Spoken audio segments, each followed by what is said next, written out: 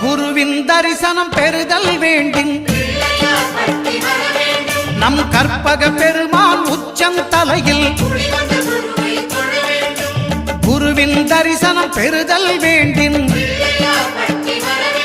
நம் கற்பக பெருமான் உச்சம் தலையில்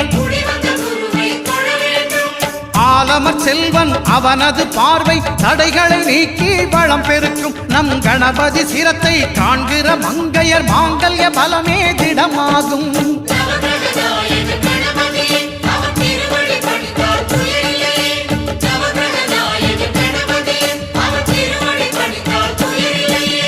ஒன்பது கோளும் ஒன்றாய் காண அங்கு கற்பகம் என்னும் கடவுளின் மெய்யில்